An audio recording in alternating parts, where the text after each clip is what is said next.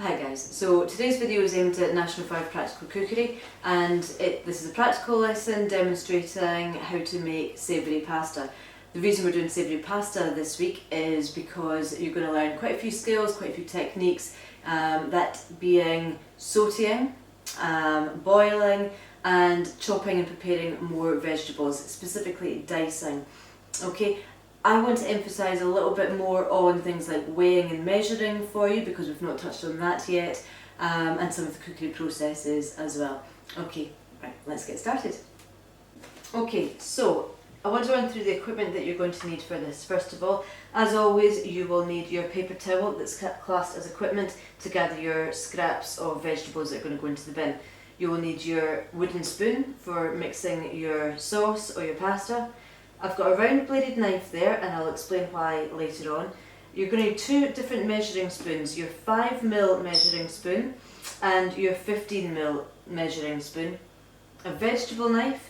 I've got a plate to collect my herbs and spices, and a bowl, two measuring jugs here, a bowl for my pasta, a plate for my vegetables. I've got a damp paper towel there that we're going to be using. Again, this would be classed as equipment. What's really important for hospitality is that you, or practical cookery, sorry, as it's now is that every single piece of equipment you use is identified. Okay, I've got a colander, a pot stand, a medium-sized pot with a lid, and a small pot there without a lid. Okay, and ingredients. We need our basil, or our mixed herbs, or paprika, or chilli powder. You have the choice of each. I've just measured these out here, and I've left the chilli powder last because I'm going to show you how to measure the dry powders. I've got my seasoning. This time I've gone for flaked sea salt, my ground pepper, my 15mm spoon, which is why you need your 15mm spoon, your measuring spoon, for your tomato puree. A small measuring jug for my stock, and I've got half a stock cube in there, that's a vegetable stock cube. I've got 200ml in my larger measuring jug for my chopped tomatoes. I think it's 50 grams of the pasta. Now in the recipe you're given the option of either white pasta or wholemeal pasta. Wholemeal pasta would obviously be the healthier option, it contains more fibre, but I didn't have that. We're in lockdown, so I'm going with what I've got. Again, because we're in lockdown and I'm going with what I've got, in your recipe you had a few different options of vegetables to use. Half an onion was on there, a carrot was on there, the mushrooms weren't. I would have liked to have chosen different vegetables to give you a bigger, broader knowledge of different vegetables and how you prepare them. I know I've already covered dicing carrots, but unfortunately this is all I've had in the fridge today, so I've opted to throw in a couple of extra mushrooms to give you another technique there. Okay, a damp paper towel would also, because we're going to be using that with the mushrooms, you would need to state that in your equipment list. Okay, that's all of your ingredients. Right guys, so the first thing that we're going to do is we're going to put our water on to boil for the pasta, because that's the bit that's going to take the longest. So as that's on to boil, I can get on and prepare the vegetables and the rest of the sauce that we need to be working on. However, before I do that, I want to run through a few safety issues for you. Again, safety might come up in your exam paper, so this is worthwhile taking notes on. First off, think about the size of the pan that you're using, and does it correspond to the size of the ring that you're using. You can see here I've got a large ring, I've got a small ring. Underneath this pot here, I've got a small ring, and this is a slightly larger one under here. Now, if I was to use a small pot and I put it onto a bigger ring, then that's going to heat up a lot faster and possibly burn. And contrastingly, if I had a larger pot and I put it onto a small ring, that's going to take forever to heat up. So just use your common sense with that. Look at the size of the pot and look at the size of the ring. Other safety issues are, if you're working with liquids and pots, then they should be at the back of the hob, because they're going to give off, as the liquid heats up, what happens? It gives off steam. Steam is quite dangerous and can give a really serious burn actually, so it's much safer for you not to be leaning over something to have to stir something at the back. Make sure your liquids are at the back of the hob. And the final safety thing I want to go over with you is your pot handles. Make sure your pot handles are always sticking out to the side of the hob.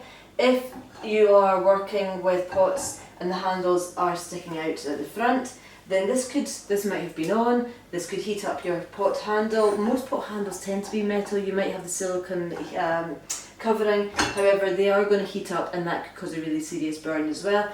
Also, if this is at the front, you're not paying attention, somebody else in your class is speaking to you, you turn around, you drop something and you knock the pot handle, then all of that hot liquid could spill over you and really burn you quite badly as well. So safety first, pot handles out to the side, steam liquids at the back, and make sure you're matching up the size of the pot to the size of the ring.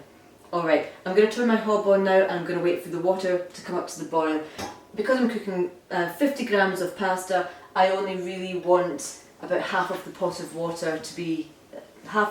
be filled with water. Okay?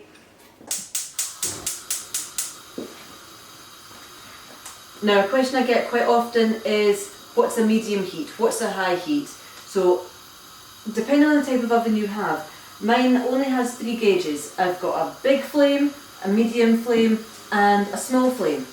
So obviously that tells me quite instantly that a big flame is going to be a high heat, a medium flame is a medium heat, a bit more gentler, and a small flame is a very small heat, like that. Okay, however, I know in some schools the ovens can be a little bit, they can go by numbers. So you would need to gauge those numbers. A 6, for example, which is one of the ovens I work with at my school, is obviously going to be the high heat. The 1 would be the low heat. And in between that, let's say a 3 or a 4, is going to be a medium heat. So likewise, if I'm going with a small pot and I want it to heat up quite fast on a small ring, I'll probably start off at the high heat, a 5 or a 6, and as that starts to heat up, reduce the temperature down to, if I say a medium, that would be a 3 or a 4. Okay, again it's a bit of common sense with that. What do you think is going to correspond to the correct heat for your pot? Right, my water's on, heating. I'm going to wait for that to come to the boil, and as that's boiling I'm going to go on my vegetable prep. Right, so the first thing I want to be showing you as we prepare our ingredients is a bit of a focus on weighing and measuring. Again, SQA, need to make sure that you are accurately weighing your dry ingredients, your liquids, your vegetables, everything needs to be accurately measured.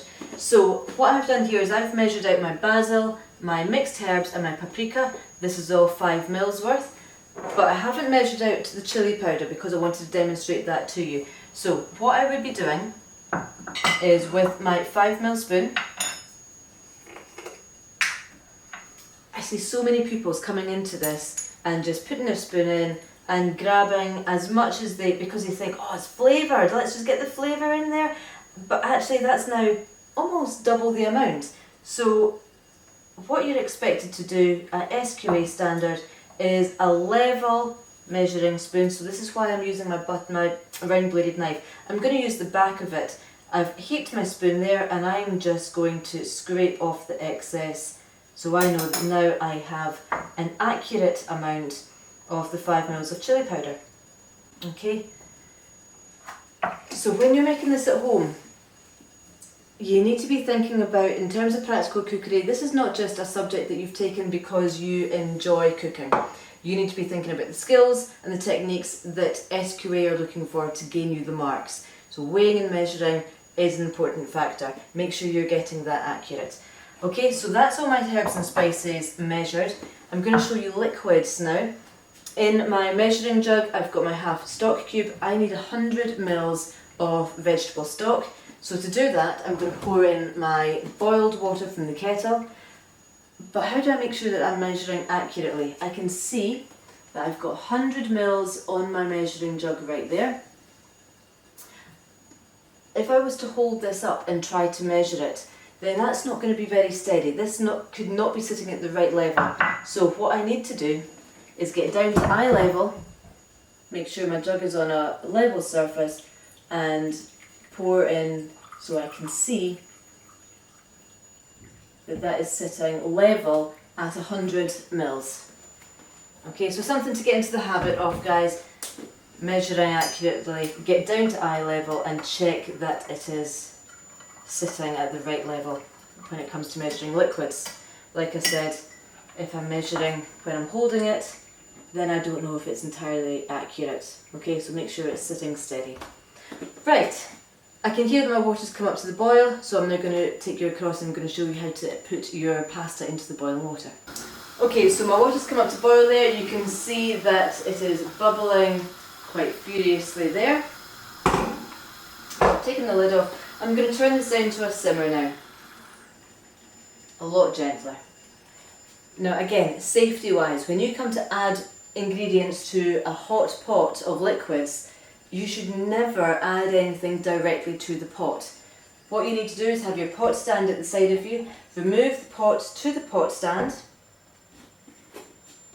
and then always tipping away from you, you can pour in your pasta and then return it to the hob. That's the case with any ingredients that you're adding. You don't add directly to the heat, take it off the heat to begin with and add in your ingredients. This is what SQA are looking for so that you are meeting safety criteria, okay?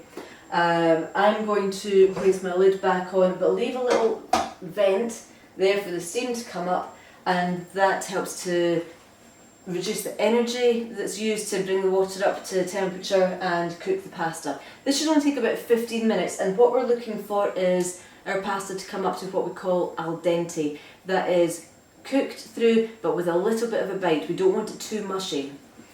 Okay, so I'll show you how to test for that in 15 minutes. As that's cooking, I'm going to get on and show you how to prepare your vegetables. Actually, before I forget, my pasta needs to be seasoned when it goes in the water. Seasoning makes a big difference to the taste of the pasta. You will notice that if you don't season the water, the pasta could be quite bland. Okay, so I'm just going to remove that back from the heat, put it onto my pot stand, and season that with my flaked sea salt there. Okay, you can be quite generous with that, and that will definitely make a difference to the flavour of your pasta. Okay, don't forget to season your water when you are boiling your pasta. Right, vegetables. Okay, so I know I've already shown you how to dice the carrot. I'm going to run through just a quick recap of that before I show you how to finely dice your onion and then to chop or slice your mushroom if you were to go for mushrooms. As I've said, any vegetables that you think might go in your pasta from the fridge that you have will be fine. But this is what I'm working with just now. Okay, so I've peeled my carrot, I've washed it, hygiene again. Because vegetables generally grow in the ground, they will be coated in, they might be coated in a bit of dirt, they might even have some chemical residue from the factory process, so it's best to just give it a wash, even after you've peeled it, just to remove all of that. Cut it down to your 5cm lengths, square off your carrot, your rounded edges, so you have your oblong shape. Now, I do appreciate that this is wasteful, and this is a real bugbear of mine. I hate waste. However, what we're learning here is the skill, okay? Not just the recipe, it's the techniques and the skills. So now that I've cut my slices, my oblongs, into centimetre slices, I'm cutting them into centimetre batons, as we did in the last recipe, and then again centimetre cubes. Okay, so that's what we're looking for, precision, not let's use up all of the food. Okay, into my batons and centimetre dices. Alright, I'll move that to the side. That was just a quick recap because I know we've done that. What we haven't done is finely dicing the onion. Now, I've cut my onion in half already. The first thing you need to do is to remove the paper skin from the outside. What I'm going to tell you briefly is that the onion has a top and a bottom. Okay, the bottom is the root here. You can see usually has these hairy tendrils coming from the bottom there, and then the top is the dry leafy bit. The bottom holds the entire bulb together. The top you should be able to peel away quite easily, but it's the bottom that holds it in place. You don't cut the root off. Okay, so what you're going to do is you're going to peel off the first few layers of your onion.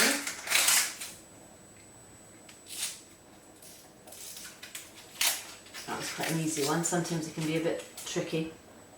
But always leave the root on. It's a lot easier to cut your onion when it's all held together. But I am going to cut the tip off because we're not going to eat that. Okay, that goes into my paper towel for scraps. Now, for finely dicing, what you do is you are going to cut down. You can see that there's grain lines down the onion. Okay, I hope you can see that on the film there. But what I'm going to do is I'm going to cut down very finely down the grain line of the onion. So I've got lots of small fine fingers all the way down, but never once have I cut through the root. Okay, this could fan out, but it's all still held together. Okay, what I'm then going to do is cut across the top like that again, not cutting through the root, but holding all of this together in a crab kind of hold with my fingers, keeping my finger nails and my tips away from the blade so that nothing's going to cut off the tips of my fingers. I'm then going to slice through all of that very, very finely.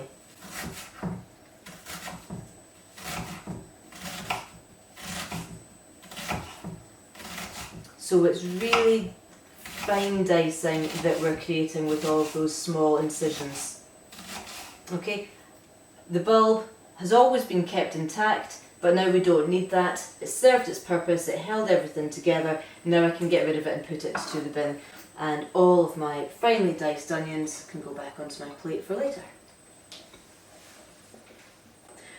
Right, the last vegetable that I'm going to use, which again, like I said, isn't in your recipe book, but it's what I've got in my fridge, and it's another skill that you might need, is your mushroom. So this is where the damp paper towel is going to come into place. Again, for SQA, if you were to write you an equipment list of everything that you needed, you need to detail that you are using a paper towel for wiping your mushrooms. Okay, so I'm just going to remove any dirt. Again, because these grow in the soil, we need to give them a good wipe down, make sure we're removing any soil or dirt from them. Okay, these are chestnut mushrooms. I find these hold their shape quite well and I like the colour of them too, but any mushroom would do, or any other vegetable, like I said, that you have in the fridge that's needing used up. I'm all for sustainability and not wasting food. Okay, I'm going to pull out the stalk. That can go to the waste. Again, just give it a wee twist, or a wee pull, and that's come out there as well. Place it onto the flatter surface, and I'm just going to thinly slice. Again, keeping my fingertips away from the knife, away from the sharp blade, because you could cut yourself. And cutting as finely as you can. Right, mushrooms done. So here I now have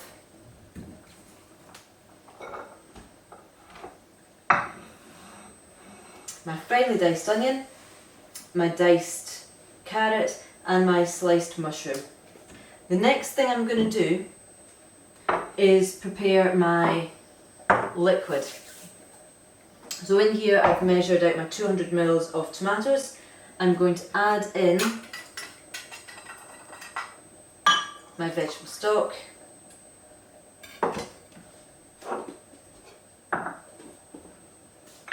and my tomato puree, and my herbs of choice. So I'm going to go with the mixed herbs and the smoked paprika, because I know my daughter will not thank me for the chilli powder. Okay, so that's my tomato mixture combined there. I'm not going to use that just yet though, because the first thing I need to do is to saute my vegetables.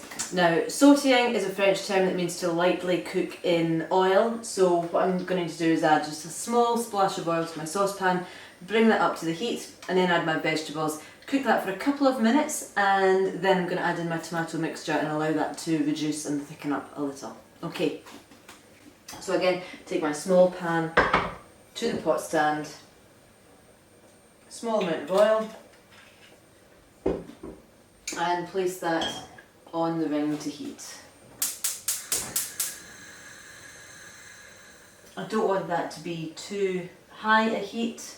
I'm not going to heat my oil too much, so just a medium heat will do. In a minute or so I'm going to test to see if that's ready. So obviously it's not going to be ready instantaneously. I'll give it a few seconds, and then what I'm going to do to test that is I'm going to drop in just a small bit of diced onion, and I'm expecting to hear that sizzle. When it sizzles, I know it's ready. Okay, so I think my oil's to come up to temperature now. I'm going to test that with just a small amount of the onion to see. Take that off the heat just quickly. See if I take a small amount there. You should be listening for that sizzle. If it's sizzling, then it's ready. There we go. Okay, so that's definitely up to temperature. I'm going to remove it from the heat altogether and very carefully add in my chopped onions, carrots and mushrooms.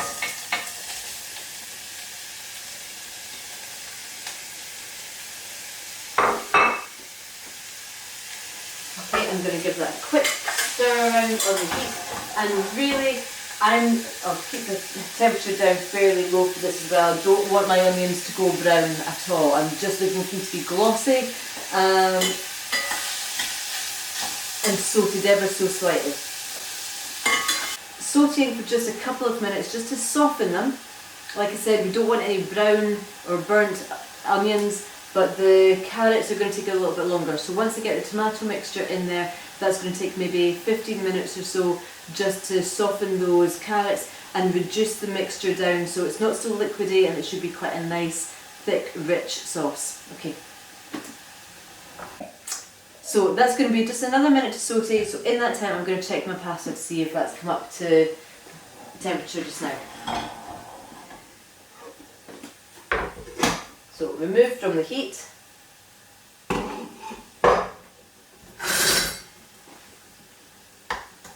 Now I can see already that this looks quite soft. So what I'm going to need to do is just to cut through one piece of the pasta.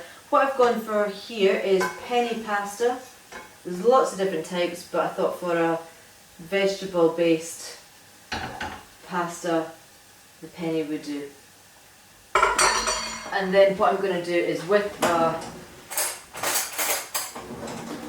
round bladed knife, I'm just going to cut through. What I'm looking for is no resistance on the pasta at all. It shouldn't feel hard at all. And there we go. That's cut through nicely. You can see that's nice and soft all the way through. I would actually say that's probably too soft. I'd be looking for it not to be as squidgy as that. I've maybe left it a little bit too long.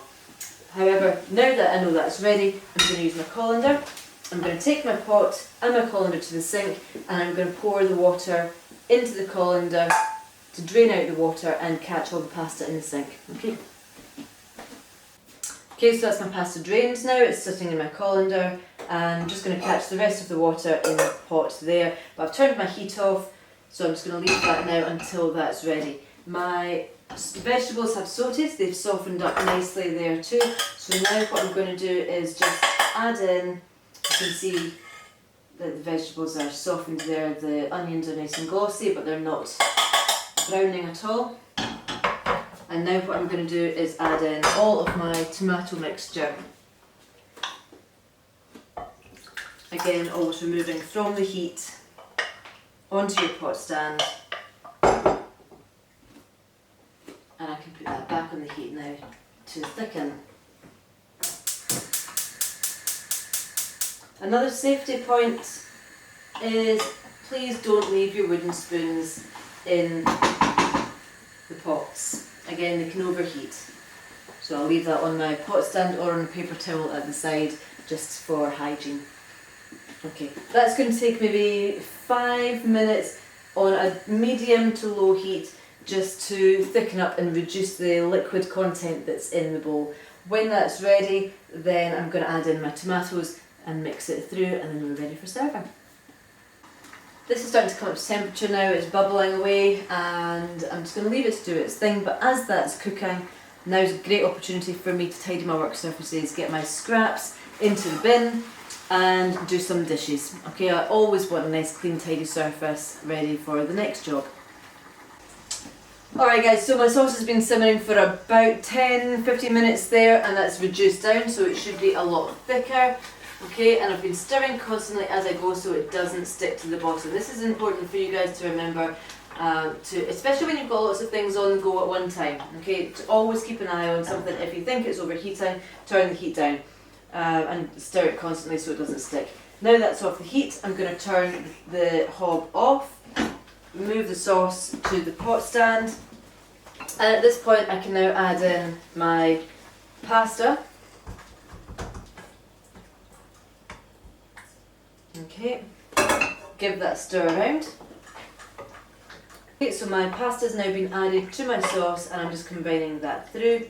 What I'm going to do now is pour that into my serving dish. My serving dish has been warmed because I want it to retain the heat, and if I put it into a cold bowl or a cold plate, then the temperature of the food is going to reduce down quite quickly. So warm bowl. I'm just going to pour that in. If I was to splash any of the pasta around the side of the bowl, I would give that a wipe down. Okay, so this is a portion for one. And then what I want to do, again, just consider your garnish. I'm just going to take a couple of, think about what's going to go with the dish. I've already got some herbs in there, so a herb would complement it. I've got carrots. So maybe you want to do something with a carrot that would complement it. Think about things that are going to go with it. I'm not going to put in cream or anything like that. Okay, so I'm just going to shred some basil there and mix that, sprinkle that onto the top to present that as a finished dish. Wipe down your dish if you have any spillages, and that would be you. Alright guys, see how you get on yourself, and remember to answer the questions in the recipe booklet below. Like and subscribe, and remember to leave any feedback as well. Let me know if this has been any use for you. Okay, thanks very much. Bye.